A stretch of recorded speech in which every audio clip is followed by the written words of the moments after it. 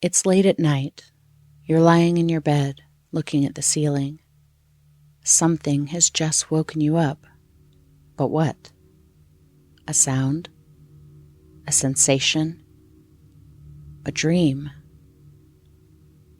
After a few moments, you start drifting back to sleep, and that's when the knocking starts.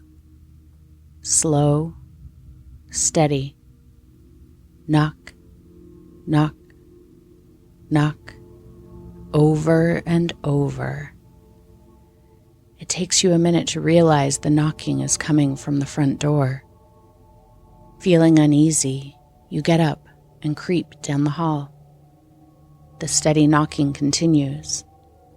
You look through the window out onto the front porch. The knocking stops. You see that there are two young children standing at the door. They're dressed in dark sweatshirts with the hoods pulled up and obscuring their faces, which are cast downward. They don't move. Your unease turns to alarm. Certainly these children need help. Just as you reach for the door handle, one of them speaks. "We'd like to come inside." Something in that small voice turns your blood to ice, and you step back. "Who are you? Where are your parents?" you demand through the door. "Our father is on the way. We will wait inside with you," they insist. "No, go away," you shout, but find that your hand is reaching back to the doorknob. Certainly they're just children. It's cold. It's the middle of the night. They need help. You should let them in. Just then, in unison, the children look up and grin widely. Their eyes are soulless voids, black as pitch. You've just met the black-eyed children.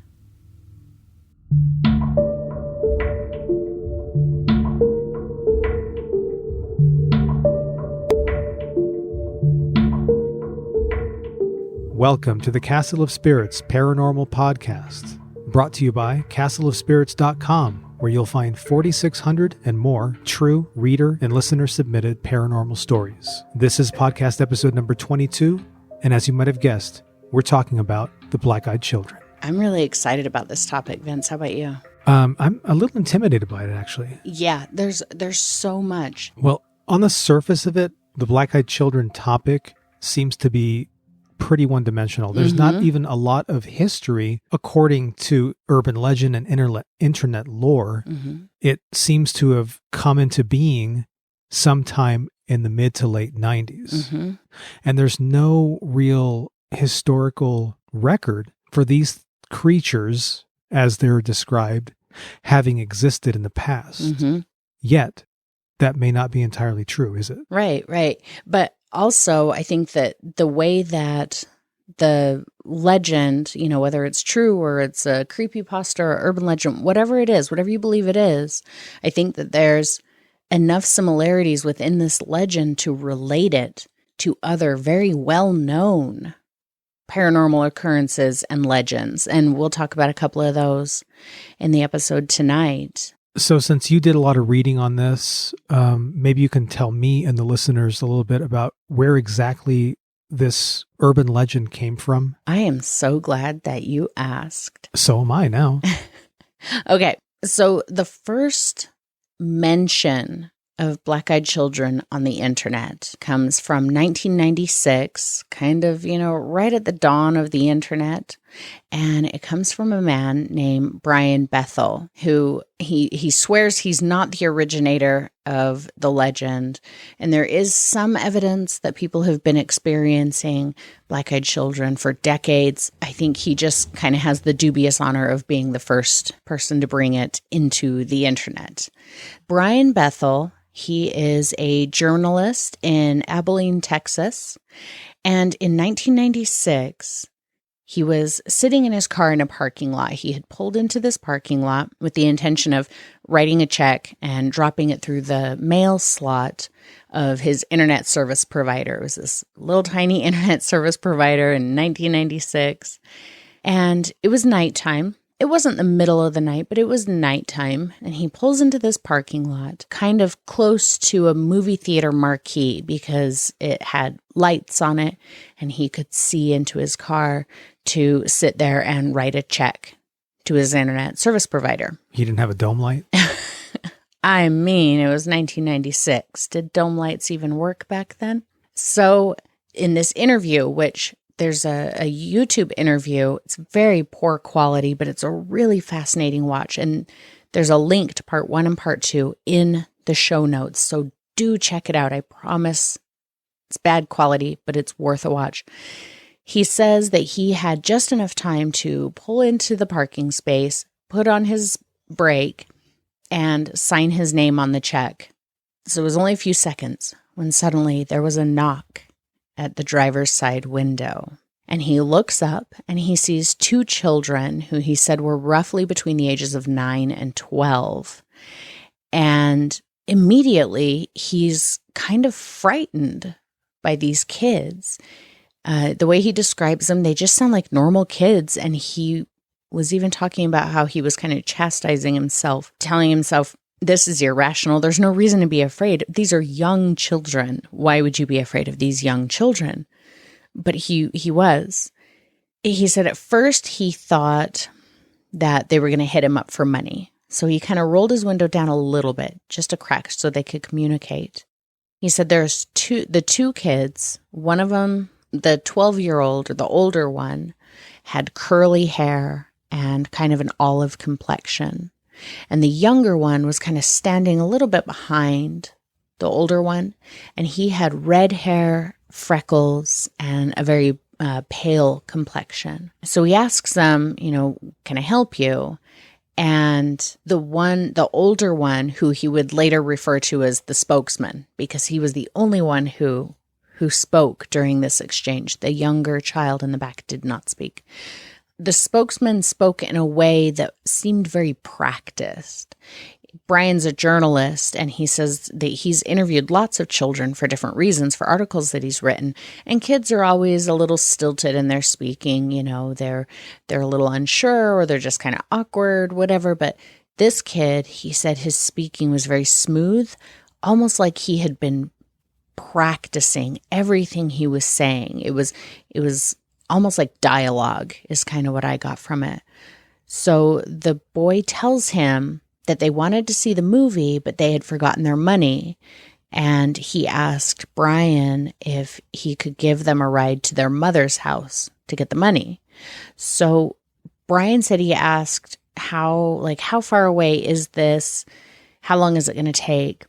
And the boy said, it's not very far. It's not going to take very long. So he's actually considering letting him in the car to give him a ride. Yeah, that's what it sounds like at first. It sounds like he's trying to overcome his initial fear. He's, these are children. Why would I be afraid of these little children? So he's entertaining it sounds like, for sure. That's your lizard brain talking to you, though. I mean, when you when you have a sense that there's something wrong, that maybe you should roll the window up or not go down that stairway or down that hallway alone, which happens to me every night.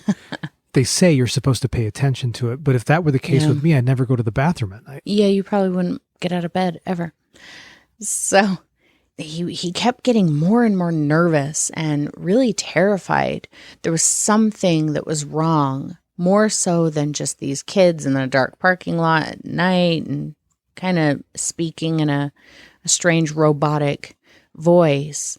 And the spokesman, the older boy, noticed that Brian was getting nervous and started saying things like, we're not going to hurt you. We don't have a gun or anything, kind of weird things. And Brian asked him, well, what movie do you want to see?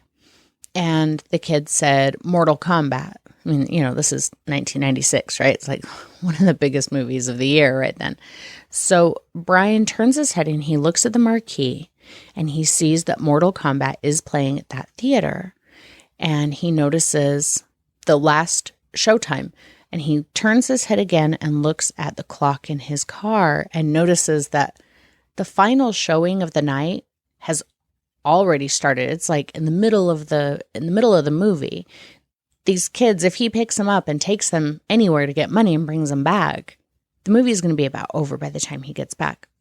So after he looks at the marquee, he looks at the clock, he looks back at the boys, and it's then that he realizes what's wrong, why he's terrified when he looks at these boys.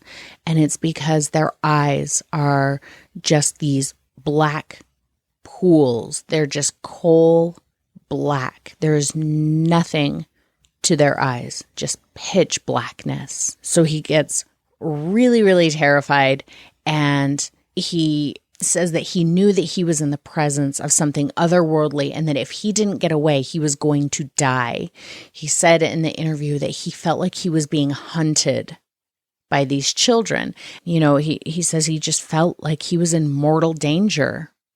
So he throws his car into reverse, and he starts rolling up the window, making some excuse about, sorry, I gotta go. And as he's rolling up the window, the older boy, the spokesman, starts banging his hand against the glass. Brian said the boy was hitting the window so hard that Brian started becoming afraid that the window wasn't going to hold, like that the window was going to break. And the boy started yelling, "We can't come into the car until you invite us. Let us into the car," like demanding, let us in. So he got it into reverse and got out of there. And he said, as he was exiting the parking lot, he glances in his rearview mirror and he can't see the boys anywhere. He would later tell the story to some friends in an email list or on some kind of a message board. Back in the 90s, the limited access that there was to the internet, that we didn't have things like Reddit and Facebook and Twitter and all of these things. We had message boards or you had email lists. So he had written up, being a journalist, he kind of wrote it up, sent it out to this, as he said, a few trusted people in his email list circle. And from there, it kind of got spread around, and people are crediting that as the origin of the Black-Eyed Children story or legend. What does he say about that? Does he say that he did anything to sort of promote or further the story? No, he actually says in the interview, like I said, that is linked in the show notes, he actually said that it pisses him off. His words, pretty much his exact words, it pisses him off when people say that he's the originator of the legend. He points to people like David Weatherly as, being a source that, or somebody who he's spoken to and can confirm that this is something that's happened for decades, that there's, as far as what he said, stories that go into as far as the 50s. I did see somewhere in my research today a mention of stories going back as far as the 30s, but I couldn't find any stories really earlier than Brian's story. So I can't say for sure that that's factual. But one of the things that I've always been struck by the Black-Eyed Children's stories is they don't seem like demons or demon-possessed children or cryptids, or a lot of people equate them to vampires. I guess it's the whole, we have to be invited in. Yeah. Right. That's the first thing I thought. Yeah. But one thing that I think about is that they almost seem like they are trying to be like children. It's like something that is posing as a child and coming close enough, but missing the mark enough to be creepy. So it's almost like triggering your uncanny valley, right? Yeah, that's very chilling, actually. And the thing that makes me think of is something that happened in the 60s with a little guy called the Grinning Man. The Grinning Man, in short, is part of the Indrid Cold lore. And the Indrid Cold lore, obviously, well, maybe not obviously to me, is a greater part of the Mothman lore. But the reason that I believe the Black-Eyed Children reminded me of the grinning man is because the origin story of the grinning man is he's supposed to be some kind of alien, and he came to Earth and he saw a billboard with a man on it selling something, right? And so he's on the billboard, this guy is smiling and he's dressed a certain way. He's got this big grin on his face. So the man, the grinning man, alien guy says, oh, that's what humans look like. So it's an imitation. Right. It was this imitation. So everybody saw him was like terrified because he had this huge grin on his face that didn't go away. And he was making like an approximation of what it is to be a human. And that's what the black-eyed children feel like to me. Remember when we were saying that on the surface, the black-eyed children story seems very one-dimensional. But then once you dig into it, we see connections to all of these other stories that we're all very familiar with. One of the other one is the Men in Black. And the Men in Black actually relates directly back to the Indrid Cold story as well. So the way it relates to the black-eyed children, there are black-eyed children encounter stories all over the internet. You just Google it, boom, a billion of them. Go to Reddit, boom, there's like 80 billion of them. But one of the most popular stories that I've heard, and I've heard it in several places, there is a link in the show notes to a website with, I think it's 9 different stories, and this is one of the ones that's included in there. There's a woman and a man who they're asleep in bed, and there's a knock at the door in the middle of the night. They get up, it's been blizzarding, so they already anticipate, oh, it's probably somebody who needs help because of the storm. So they look out the window, and it's 2 little kids, and they're saying, please help us. It's so cold out here. It's storming, whatever. Our parents are coming to get us. So the woman and the man, they let them in. This is one of the few stories where they let the children in. And the woman and the man are trying to question the kids. Where did you come from? How did you get here? Where are your parents?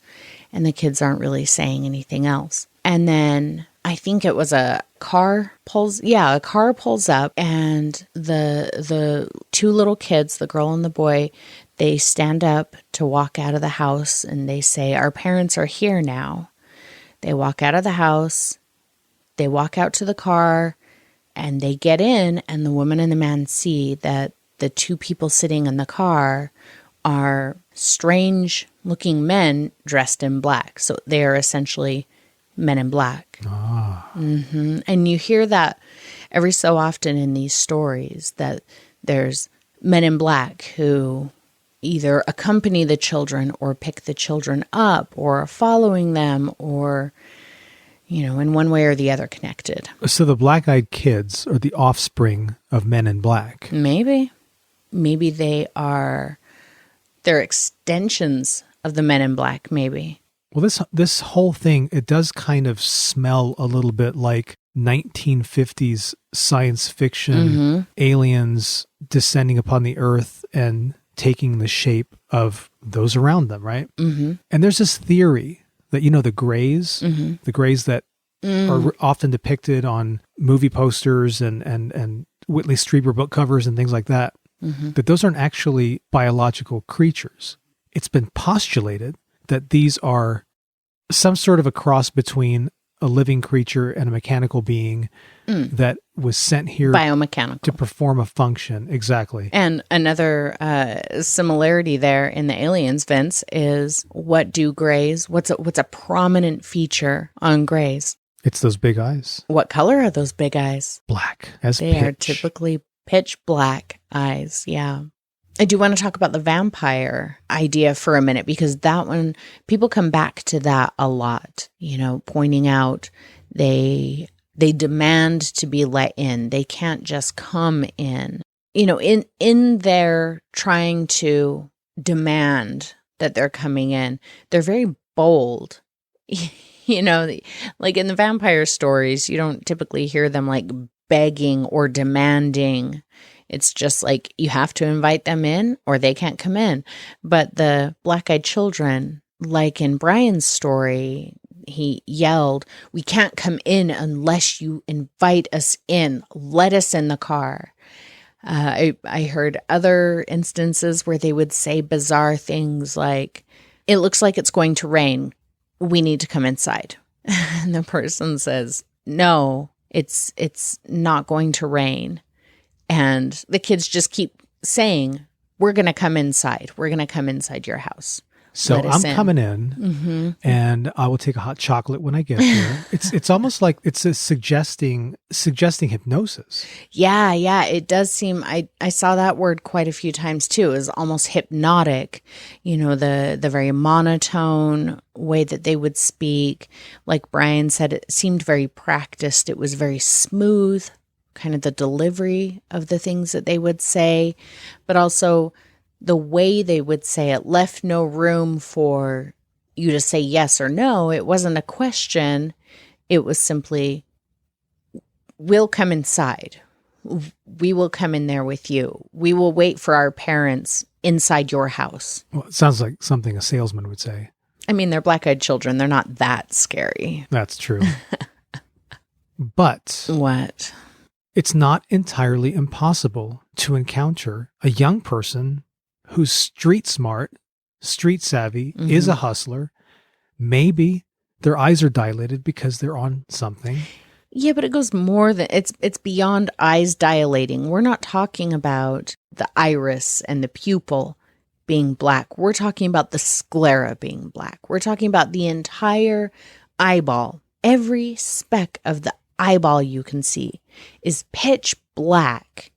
And like Brian Bethel says in this interview, in 1996, we didn't have things like that. Like today, you could probably order online blackout contact lenses that make your entire eyeball appear black, right? They're probably expensive, but you can order them and you can find them.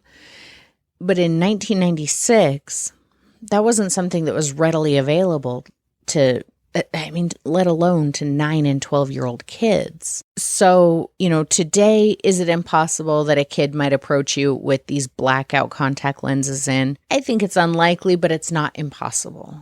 Back in 1996, I would say it was possible technology-wise, but it was highly unlikely. That was not going to happen. So, Vince, why do you think it is that the idea that these entities or whatever, they're always young kids, like between the ages of 6 and 15, it feels like. So why do you think it is that we don't really have stories about black-eyed adults coming to the door and demanding to be let in? What is it about children that makes this story scary? Two things. Children are disarming. Yeah. So they will. That's the way they come to you. They come to you in a manner that you would not be able to resist. If some big 6'4" guy came to the door saying, "I need help, my car's broken down," I'd say, "Sorry, buddy." Or you'd be at least more hesitant. Or, right, exactly. Yeah, your defenses would be up. And also another reason why they are kids, because children are evil. Oh, come on. But on a serious note, I'm not entirely convinced that this isn't something that goes back maybe a couple thousand years. Mm-hmm. I mean, you've heard of changelings, right? Yeah. What is a changeling? So changelings is like Irish mythology where a child would go out into the woods or whatever and be kidnapped by fairies and replaced with a fairy child who would then be raised by the family. But usually they were quite different. They were strange or mischievous. Yeah, and I think that this could just be sort of a modernization of that. Just like there were wicked elves and fairies and things like that in the past that have morphed into aliens from other planets, because now we know that those things don't live on the earth, but we don't know what lives on the other side of the universe, right? Right. So I think that it's possible that the whole changeling thing has morphed into black-eyed children. And it didn't happen in the 90s. I think it happened in the 1950s and 60s. There was a book published in 1957 called The Midwich Cuckoos. I've not heard of this. It's a science fiction novel written by John Wyndham. It tells the tale of an English village in which the women become pregnant by brood parasitic aliens. It was turned into a movie called The Village of the Damned. Ah, yes. Look at the kids in The Village of the Damned. Mm-hmm. Those look, except for the Aryan blonde hair. Yeah.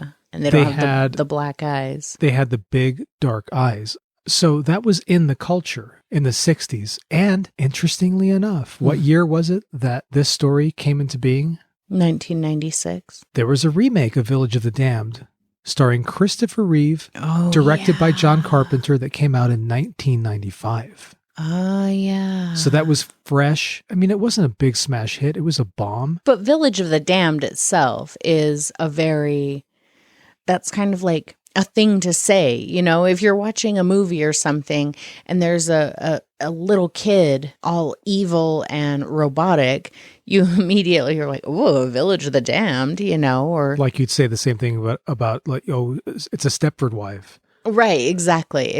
I think Village of the Damned is maybe not a great movie, maybe not everyone has seen it, but I think most people understand immediately what you're saying when you say Village of the Damned. It is in the DNA of the collective subconscious, and the subconscious picks up on your fears. Yeah. And maybe Brian Bethel saw that movie and it scared the hell out of him. Maybe. And then, 6 months later, he has this encounter with these kids, freaky kids. Weird kids, to be sure, but yeah. I've met children who were aged beyond their years. Yeah. Who spoke much better than I ever will. Mm-hmm. It's like that one time that your little 6-year-old nephew came up to you and said, "Excuse me, I am searching for someone to play hide and go seek with, but I appear to not be having any luck." Yeah, he did that. And it freaked me out.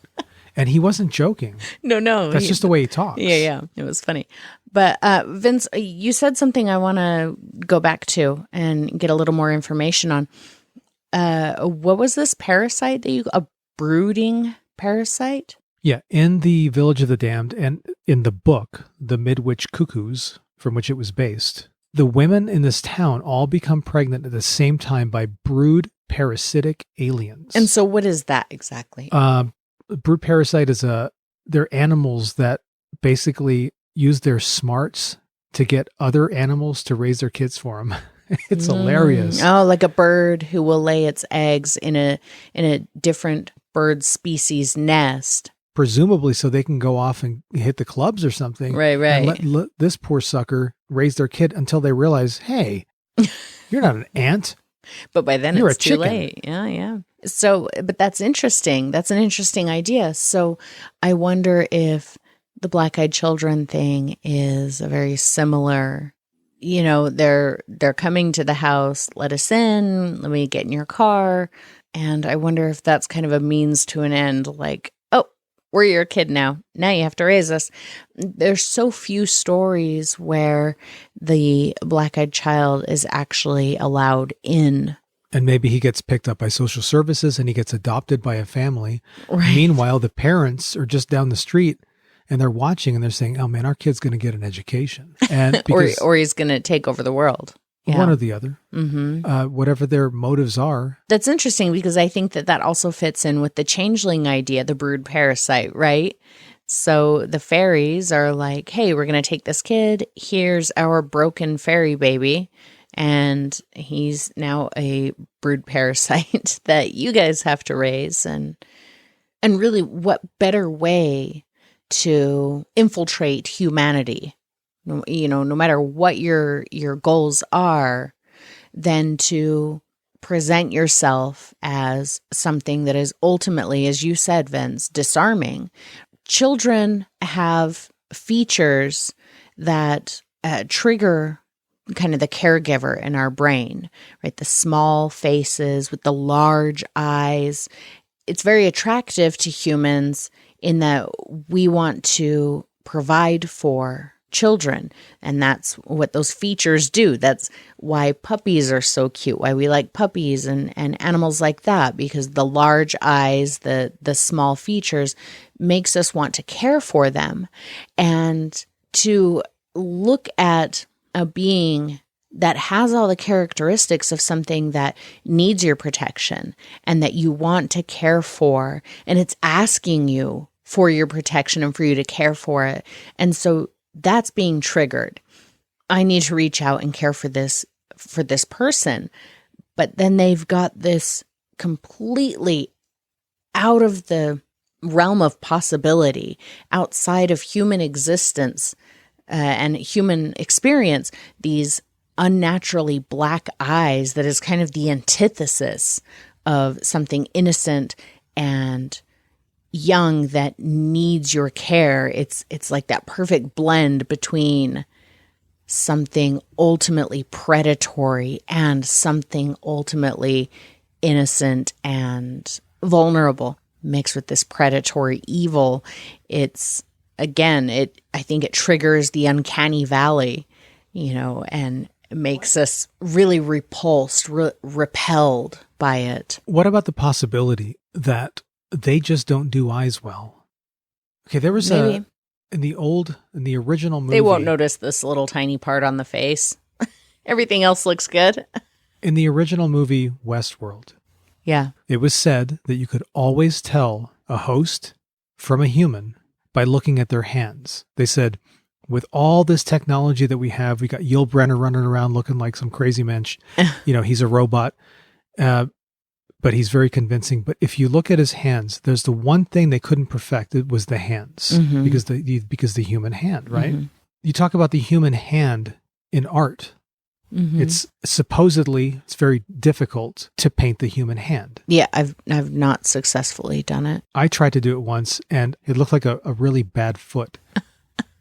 And so, therefore, the human eye also. The human eye is it's the one facial feature that if you get it wrong. Yeah, it's the difference between a person looking completely normal and sane and a person looking completely alien and off the wall. Yeah. So if you've got a cute little kid, what you think is an approximation of an adorable child who's going to go asking for something for whatever purpose, but they don't have the eyes down pat. Just make them dark. That's fine. That'll cover all the bases, all the colors of eyes that could possibly be, except maybe they're a little too dark. And unfortunately, they're probably listening to this right now and they're thinking, oh, we have to fix the eyes. Make them white. Yeah, Make so them all now white. that's even worse somehow. Make them diamond. Diamond eyes. I think the next... That might lure me, actually. If a kid knocks on the door and he's got like sparkly diamond eyes, I might be like, come on in. No. You want a cookie? You know what it's going to be? It's going to be a puppy with diamond eyes. I'd fall for it in a heartbeat. That is the next wave of attack from whatever it is that's giving us the black-eyed children, whether it's beings from another world or people writing creepypastas. Well, you know what? I'm here to tell the aliens right now. That's a winner. That's a winning combination. You send a puppy with diamond eyes to my door, it's coming in. It doesn't even have to ask. I see it approaching. That door is going to get flung wide open. So now I've screwed it up. Now we're doomed. The black-eyed children are going to come at us as little diamond dogs. We just brought it back around to David Bowie. Always comes back. It always comes back to David Bowie. And in the end, I always like to go back to the main authority that will tell me whether there's anything to black-eyed kids or not. Snopes. According to Snopes, black-eyed children are a legend. Snopes doesn't know everything. But you know what I know, Vince? What do you know, Jane? I know that that's about all I have to say about black-eyed children for tonight. And we are getting ready to go to bed as soon as we're done recording this. And I'm a little afraid that we're going to get a knock at the door. Ooh, how terrifying would that be with our doorbell camera? If we got a notification in the middle of the night and instead of a stray cat, this time it's like a face with black eyes pressed up against the doorbell outside. We get nightly notifications of things passing by our door cam. It's always a cat. One time it wasn't. And that's scary enough. He didn't have black eyes, but he did try to come in. Yeah, tonight it's going to be a black-eyed child staring directly into the doorbell camera. I did want to say, however, I'm over the whole black-eyed children fear. I've never really been afraid of this legend. Oh, I think it's terrifying, and really? if a black-eyed child came to my door, just as if a UFO landed in the backyard, I would approach it. If a black-eyed kid comes to the door, I'm letting it in. You know why? You know why? Because the children are the future. Oh, Vince. And I want to ride that wave. I think that maybe the people who refuse them, maybe they are the ones who are marked for something worse down the line. Well, the lady and the man who let the kids into their house to wait for their quote-unquote parents, they got bloody noses and like cancer and like had some pretty gruesome experiences very shortly after. In fact, the guy started getting a bloody nose right there when the kids came in the house. Yeah, but he probably had that problem already to begin with. No, he didn't, And because people the get story cancer. didn't mention that. I know. I'm just saying. But you know what I don't know? What don't you know? I don't know if any of our listeners have ever had experiences with black-eyed children. Certainly nobody who's ever written in to the Castle of Spirits has ever written in about black-eyed children. There's really not any black-eyed children stories on the Castle of Spirits. So if you or someone you know has had an experience with black-eyed children, or... Me? Yeah, sure. Oh, okay. Or maybe you just suspect that you might have, we want to hear about it. Even if you're not for sure, you got to tell us about it. If you have a full story, you can submit it at castleofspirits.com/submit. And if you just want to give us your opinion on black-eyed children, like, what do you think is going on here, folks? We really want to know what you think about black-eyed children. You can hit us up at castleofspirits.com/lounge. Tell us what you got. You have some other information, some anecdotal evidence, some opinions. Hit us with them. And I want to hear, now that I've made my grand declaration that if a black-eyed child comes to the door, I'm going to let that child in. I want somebody to convince me otherwise. I mean, I'm your wife, and I'm telling you, hard pass, you're not letting them in. That should be sufficient. Oh, okay. Well, I guess I'm not letting him in then. Black-eyed children are terrified. I'm terrified. Oh, what's that? Nope, there it goes. Yep, that's the music. All right, so thanks everybody for listening to episode number 22 of the Castle of Spirits Paranormal Podcast, The Black-Eyed Children. If you like this show, tell a friend. And if you hate it, tell 2 enemies. That's the way it works.